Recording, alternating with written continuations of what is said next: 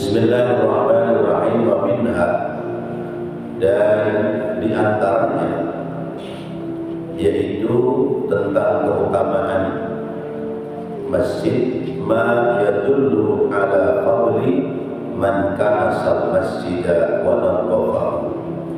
Ma apa-apa yadullu yang menunjukkan ala fadli atas keutamaan man orang kanasa yang membersihkan, semisal menyapu al-masjidah kepada masjid wa nadhafahu dan membersihkannya. Keutamaan orang menyapu dan membersihkan masjid.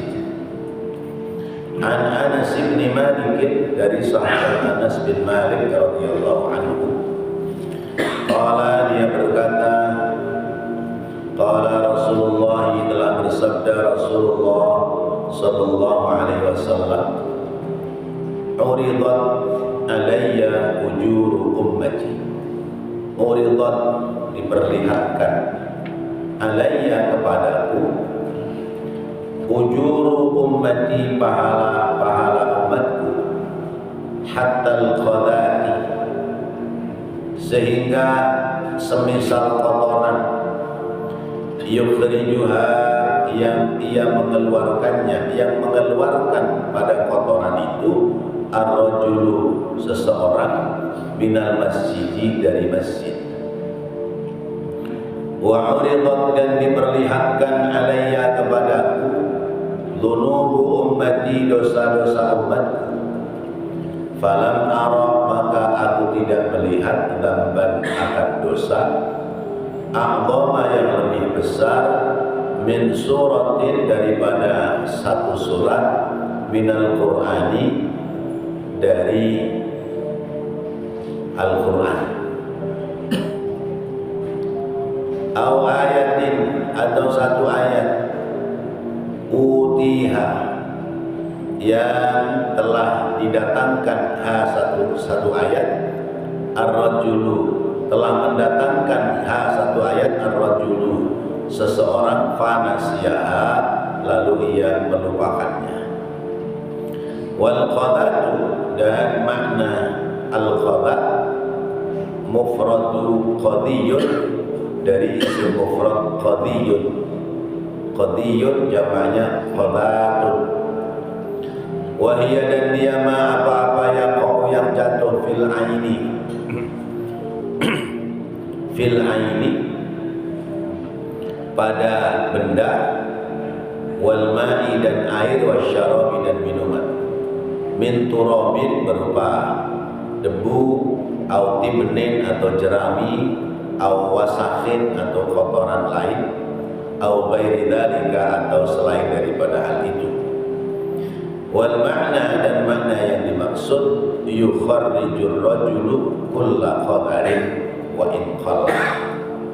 Yukharriju,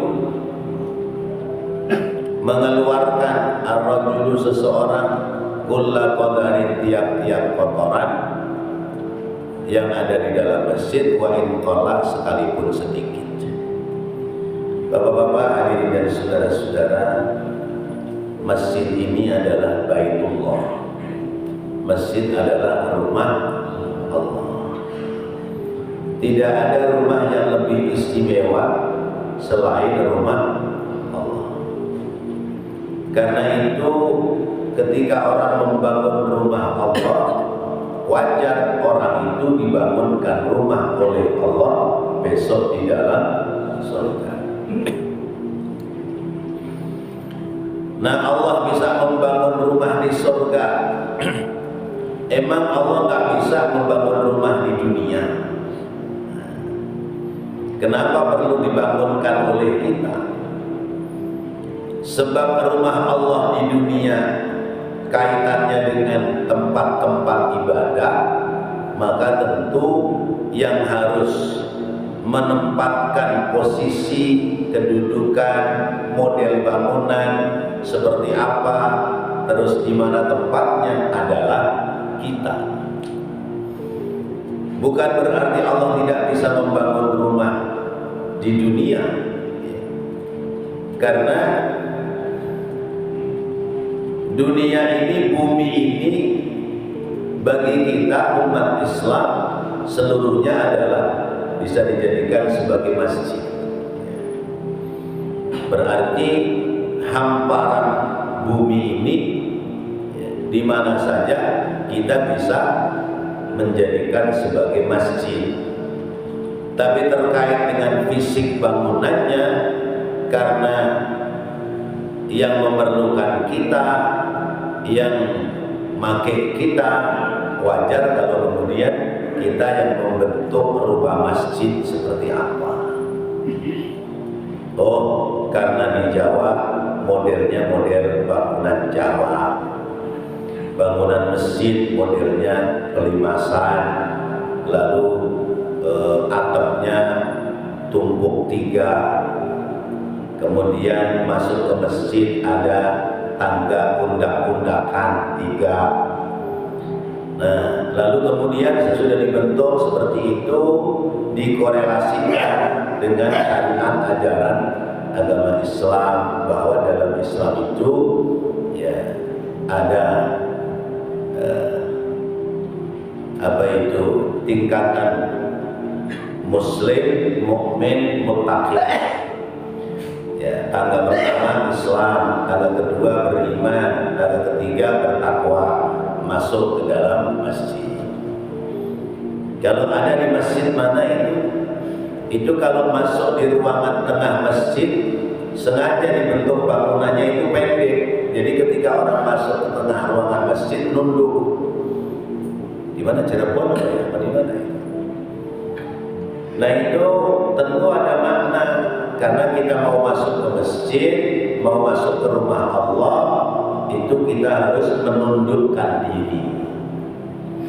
Kalau bangunannya seperti masjid kita, longgar begini, begitu masuk ya masuk aja. Ya, tapi kalau posisinya dibuat pendek, nah berarti masuk ke masjid menundukkan diri. Kemudian atapnya dibuat pundak 3, memberikan makna. Apa makna yang dimaksud? Adalah syariat. Syariat, kalau sudah syariat masuk di apa? Syariat, hakikat, syariat apa ada 3 itu ya?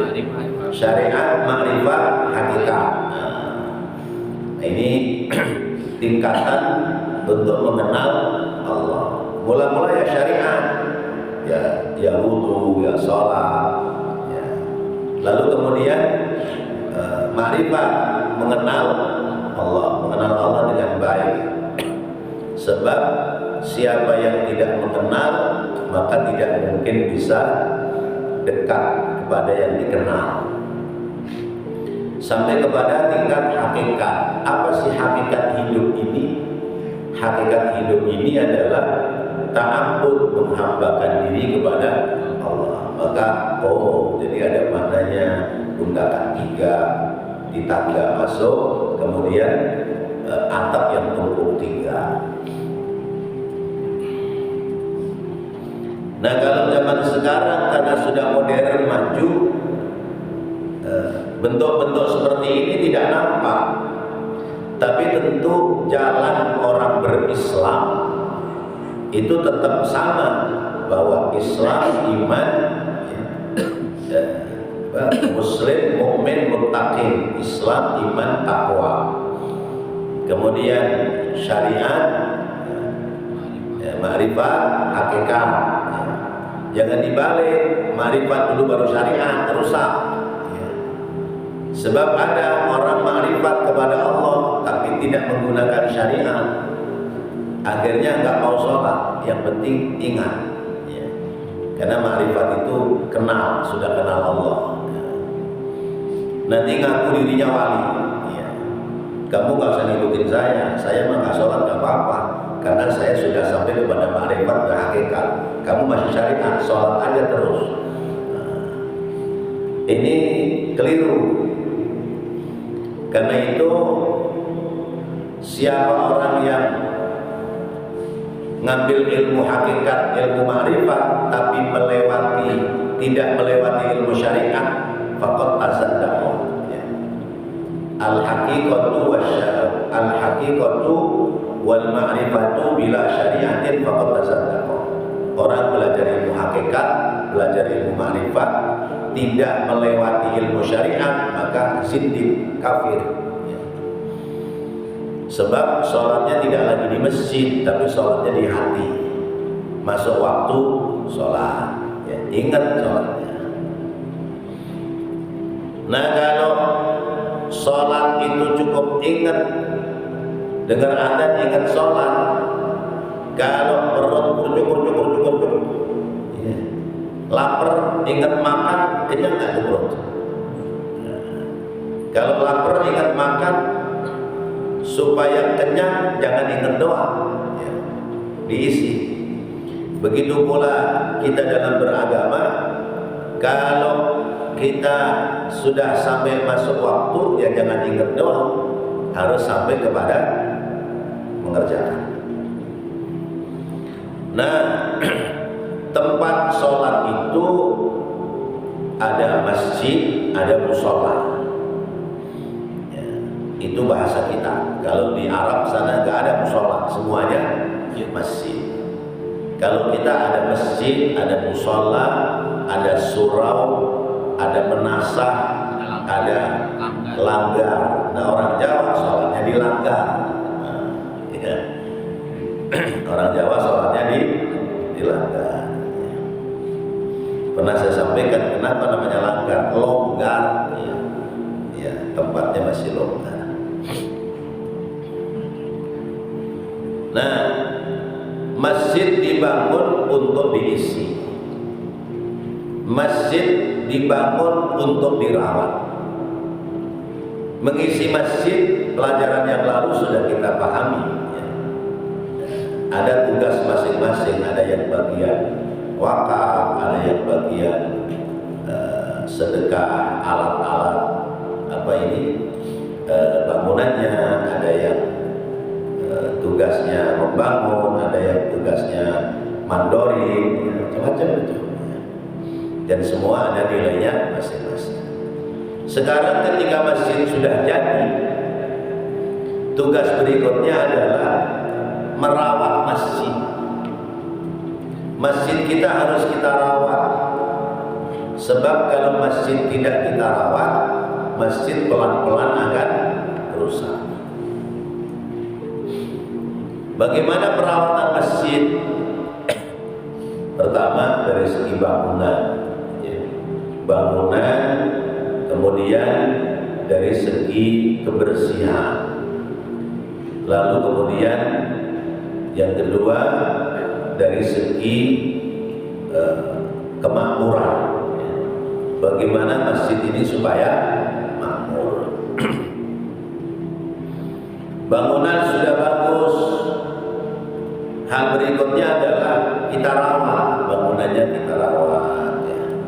Kemudian jangan sampai ada kotoran dalam masjid.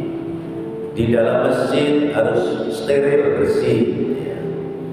Ya, macam masjid kita bersih, ya, steril, bersih, ya.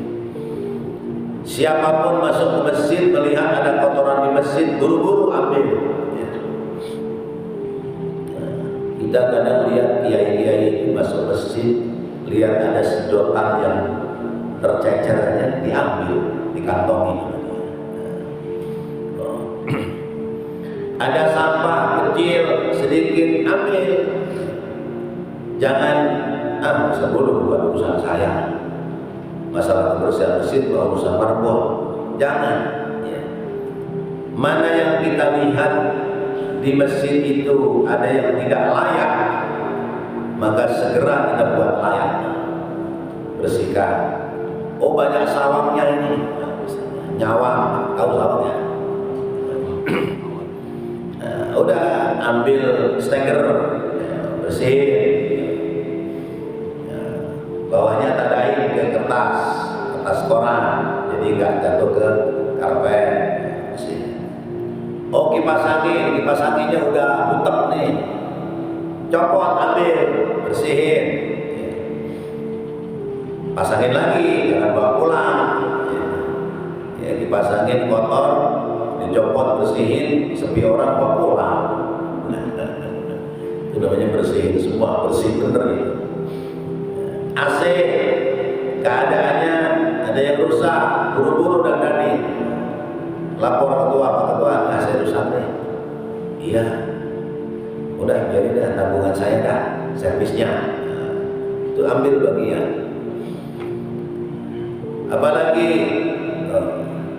hal lain,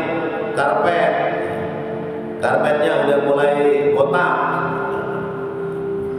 karpetnya botak. Nah, Pak Ketua, saya ambil nih selembar 2 lembar. Nah, biar seragam, kita ngasih duit aja ke ketua, nanti ketua yang beli bareng-bareng, jadi sama, nggak belang-belentong. Kayak ini kan sama ini, merah-merah semua. Oh, saya biasanya cuma nyapu, ya udah ambil sapu bersih. Karena bentuknya karpet, maka nyapunya pakai lidi atau pakai apa? Vacuum power, vacuum cleaner, pakai vacuum cleaner sedotan. Dah, Haji, mana vacuum cleaner? Kalau di gudang, saya mau bersihin dah tuh, bersihin. Ini namanya man kana sal masjida wa nadhafa. Apa yang dia kerjakan itu, mau kipas angin, mau AC, mau sawah bersihin, mau nyapu, semua disebutnya man kana sal masjidu, man kana sal masjida wa nadhafa. Orang yang menyapu masjid dan membersihkan masjid. Ingat, masjid itu bukan sekedar ruangan masjid saja, tapi juga ada ember masjid, ada WC masjid, ada kamar mandi masjid. Itu juga perlu kita perhatikan. Di atasnya ada tulisan an-nadhafatu minal iman. Ya. Jagalah kebersihan, karena kebersihan sebagian dari iman. Ya Allah, WC-nya baunya pesing. Terus kayaknya udah 3 bulan atau 4 bulan gak pernah dibersihin, ya. Itu keramiknya udah pada coklat, ya.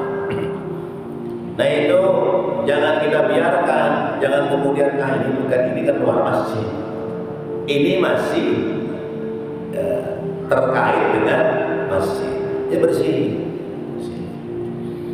Ya, siapapun yang ingin andil dapat pahala, mau yang lihat ketuanya sempat ada waktu kerjakan oleh ketua, atau misalnya pengurus yang lain lihat kerjakan, atau misalnya jamaah yang lihat kerjakan.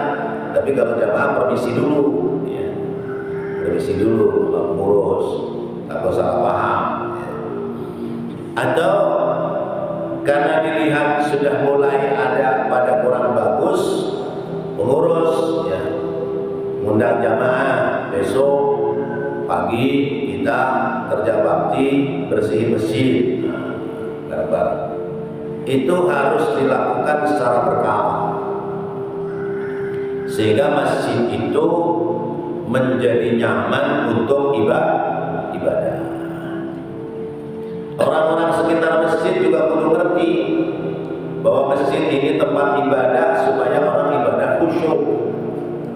Cuman kadang-kadang namanya orang dekat masjid sudah terbiasa, wayahnya sholat, wayahnya ngaji, goreng ikan asin, serong, akhirnya baunya langsung masuk ke masjid. Yang sholatnya, wah seger banget ini, udah jadi rusak. Maka orang-orang sekitar masjid juga kudu ngerti, kudu paham, ya, kebiasaan orang-orang yang ada di dalam masjid. Maka sampai kepada kalau rumah kita dekat masjid, mau jual rumah, itu tawarkan kepada saudara kita sesama muslim. Jangan sampai rumah sekitar masjid yang jual orang Islam, yang beli orang luar Islam, karena nanti akan ada masalah. Kalau orang yang beli itu temperamen, itu bisa ada masalah. Jadi ya, Wawan tadi sebelum subuh udah ya manggil-manggil sholat wa khairum minan naum. Berapa tadi? 3:30 jam 4 ya. Nah itu kalau tetangganya non muslim pasti dia berendam ya, berisik, jam segini udah doang katanya ya, itu mending kalau berendam doang ya. Kalau dia orang temperamen bisa datang ke masjid bawa popok. Nah ini gara-gara lingkungan masjid ya, dibeli rumah oleh orang luar Islam. Jadi biarin rada kurang dikit. Misalnya ada 2 penawar, satu orang Islam, satu luar Islam. Tawarannya lebih tinggi orang luar Islam. Kalahin, menangin tawaran harga orang sesama orang Islam. Demi apa? Maslahat masjid. Demi maslahat masjid. Nah yang seperti ini masih terkait dengan orang-orang yang ngurusin masjid. Dalam hadis lain orang itu disebutnya rajulun qalbuhu bil masajid, orang yang hatinya gantung di masjid. Ternyata tidak sekedar jamaah sholat 5 waktu, tetapi juga ikut memikirkan tentang riayatul masjid, tentang bangunan masjid. Dia ikut mikirin juga. Di masjid sudah ada yang bersihin apa belum ya? Kayaknya dari subuh nih sampai maghrib nggak ada orang dengar serak-serak ambil sapu atau bawa apa. Nah bismillah dah, kalau saya longgar sama bersihin. Paling nggak sapu lidi itu, prek. Karena yang seperti itu ada pahala yang besar di sisi Allah Subhanahu wa taala. Halaman masjid jembrung kotor, udah ambil sapu bersih. Jadi masjid itu asri, indah, enak, nyaman, baik dipandang orang lain maupun dijadikan tempat ibadah bagi kita orang Islam. Ya. Kacanya udah mulai pada kotor karena debu. Ya. Udah kita ambil lap, debu kita bersihin. Ya. Semata-mata karena Allah, nggak ada karena yang lain. Ini giliran ada yang rajin, pikirannya kurang bagus ya. Ntar lebaran biar dapat hadiah kain sarung gajah nongkrong sama baju koko sama pengurus. Wah ntar kalau zakat fitrah biar kebagian. Wah ntar kalau Idul Adha biar kebagian daging korban. Kecil amat urusan ibadah, urusan kebaikan kepada Allah ditukar dengan nilai dunia, itu sangat kecil ya. Udah kerjakan aja ya. Mau orang lain memberikan prestasi atau tidak, niatnya karena Allah, sehingga nggak nyesel. Tewas kita sudah semangat ya, bersihin masjid dan sebagainya, lebaran ya, pengurus terima kasih aja enggak, bagaimana? Nah, kecewa kita. Nah itu manakala kita sebagai jamaah, manakala kita sebagai pengurus, tentu harus bisa memberikan tanda terima kasih kepada orang-orang yang sudah peduli terhadap masjid, supaya ada timbal balik. Kemudian orang yang peduli dengan masjid itu bertambah semangat. Sebab orang yang diberikan prestasi sekalipun sekedar kalimat terima kasih, dia merasa diorangkan. Ketika dia merasa diorangkan, maka tingkat semangatnya menjadi berbeda. Ini terkait dengan masjid, karena masjid ini milik orang banyak. Masjid ini milik orang Islam. Beda dengan kita punya rumah. Kita punya rumah mau kotor, mau nyembrung, mau sekelai atapnya, orang lain balik ngomong doang. Pak Haji, lo belakangan atapnya udah sekelai, kalau ada musim hujan lo nggak bocor apa? Paling begitu. Nah, jadi kalau masjid menjadi tanggung jawab kita bersama. Subhanallah, luar biasa. Maka bicara tentang masjid, Rasulullah bicaranya berulang-ulang dalam redaksi yang berbeda-beda, memberikan makna banyaknya fadilah dan keutamaan ya, tentang kita sebagai umat Islam terhadap masjid.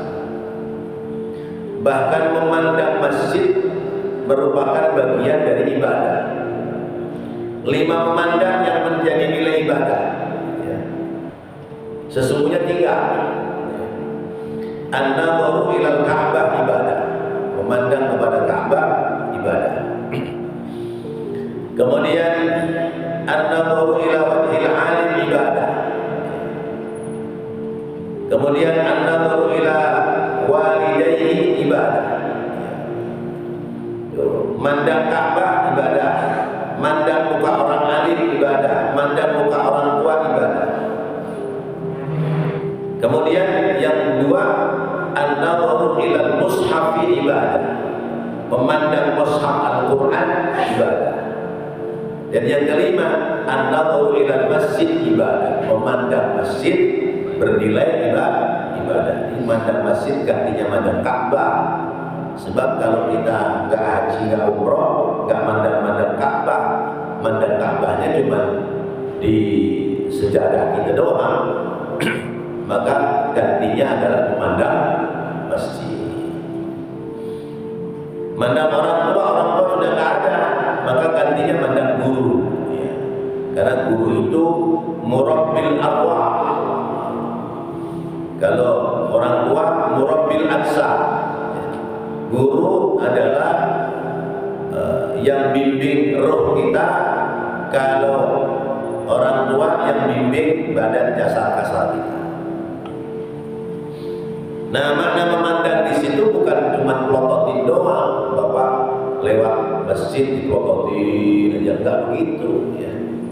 Memandang masjidnya, masuk ke masjid manakala sudah waktunya, mungkin waktu sholat, mungkin waktu taklim dan yang lain. Memandang masjid, lihat mana yang kurang masjid itu. Oh, ada keran bocor ya. Kita beli pasang. Oh, ada ini, oh ada ini. Itu namanya mandang masjid.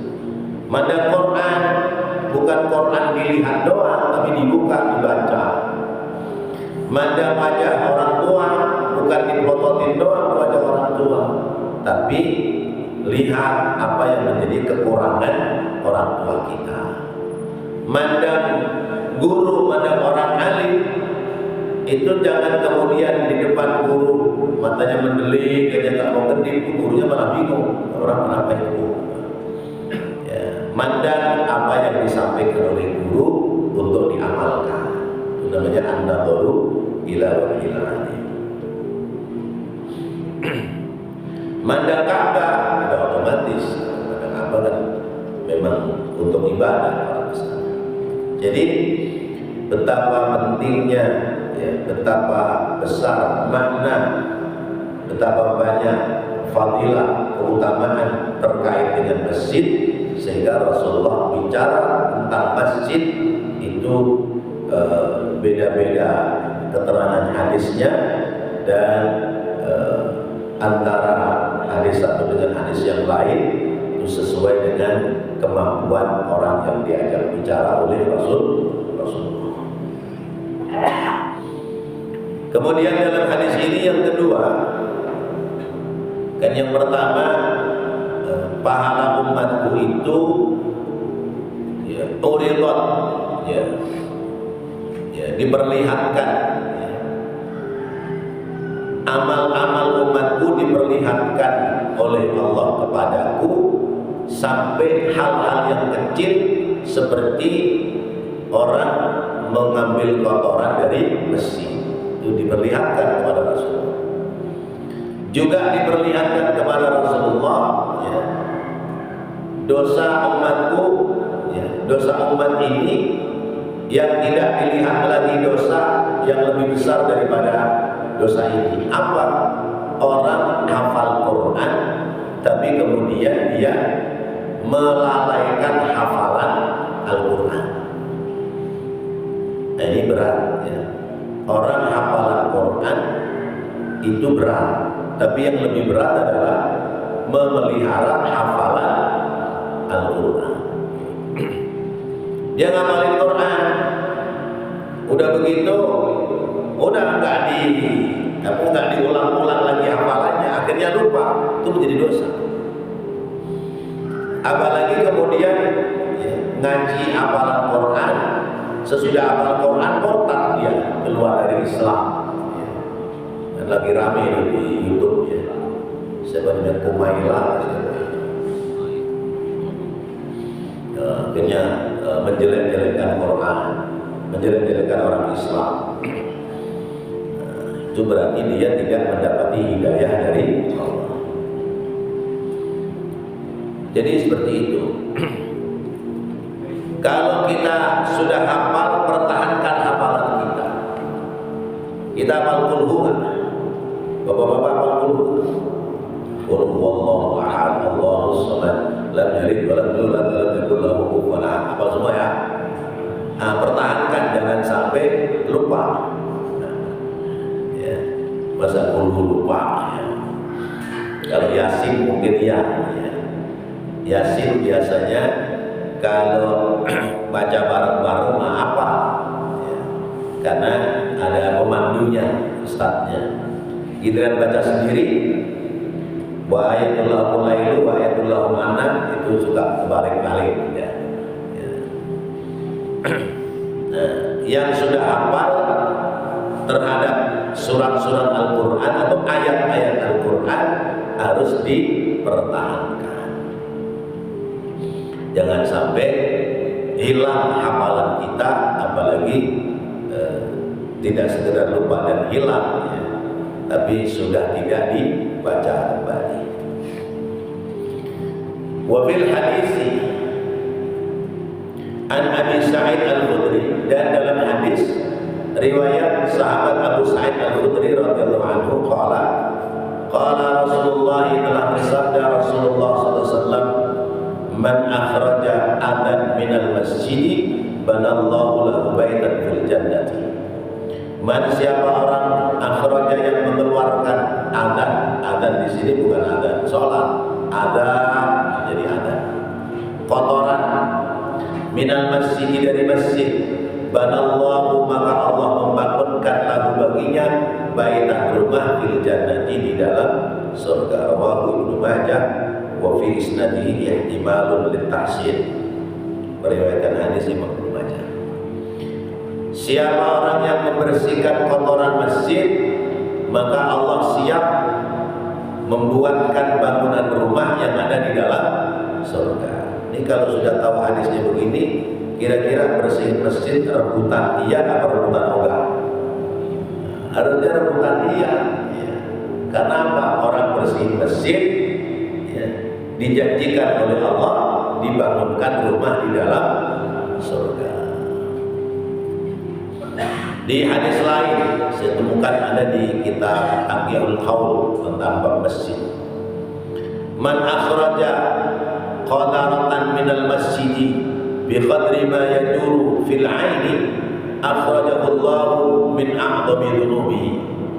Siapa yang mengeluarkan kotoran dari masjid sekedar apa yang dia temukan dari benda-benda yang kecil, ya seperti misalnya lidi atau sedotan, atau mungkin biasanya ibu-ibu kalau ngaji itu pada makan permen, ya, plastik permennya ditinggal, atau gelas minumnya nggak dibawa. Orang mengeluarkan seperti itu dari masjid, akhrajahullahu min a'dhami dhunubihi, Allah akan mengeluarkan daripadanya dari dosa-dosa yang besar sekalipun. Orang yang peduli dengan masjid, dosa-dosanya diampuni oleh Allah Subhanahu wa Ta'ala. Nah, Bapak-bapak dan saudara-saudara, ada yang kadang terlupakan oleh kita. Kalau kita lagi duduk, entah itu sholat Jumat, entah itu haji, itu tangan kita kadang teraba-raba kuku kaki kita, ya kan? Diraba-raba, oh panjang nih. Akhirnya ditarik-tarik, tarik-tarik, soplak, kepot. Itu dikantongin apa dibuang? Dikantongin apa dibuang di mesin? Ayo, dibuang. Kadang-kadang diselpitin, selpit-selpitan begini. Jangan. Itu berarti ngotori masjid. Masjid kita kotori dengan kuku kita yang sudah kita lepas dari hati kita. Terus bagaimana? Kantongin. Kantongin. Kita narik kuku lepas, jangan dibuang di situ, kantongin. Nanti di luar baru dibuang. Nah, ini hal kecil, hal sepele, tapi kadang-kadang kita nggak memperhatikan. Maka kadang orang yang ke masjid menemukan beberapa sobekan kuku, itu berarti orang duduk, kukunya ditarik-tarik, soplak. Wah. Nah, sekecil itu dia termasuk mengotori masjid. Wallahu a'lam bishawab. Mungkin ada yang menambahkan?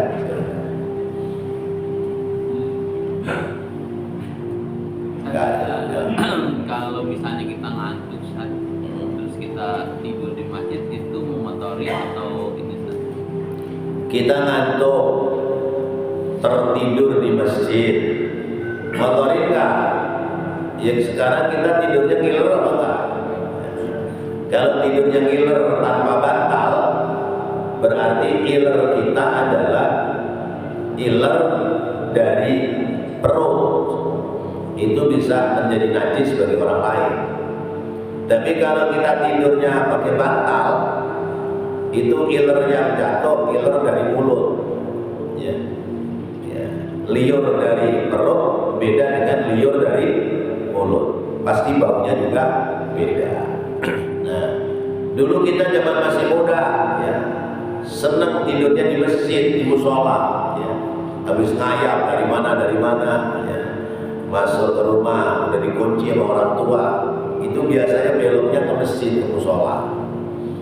Silakan, tapi begitu masuk, ya sebelum masuk kita harus dulu sholat sunnah dulu, tahiyatul masjid, baru misalnya istirahat, ambil posisi di mana yang sekiranya tidak untuk sholat jamaah, karena khawatir kita meninggalkan kotoran. Di luar dingin lah, di dalam lah. Ya. Dalam silakan, tapi pakai karpet atau pakai alas supaya tidak meninggalkan kotoran. Nah, terus begitu masuk waktu, ya, belum masuk waktu buru-buru bangun. Ya. Saya kejadian pernah di sini datang anak-anak muda masih pada tidur. Ya.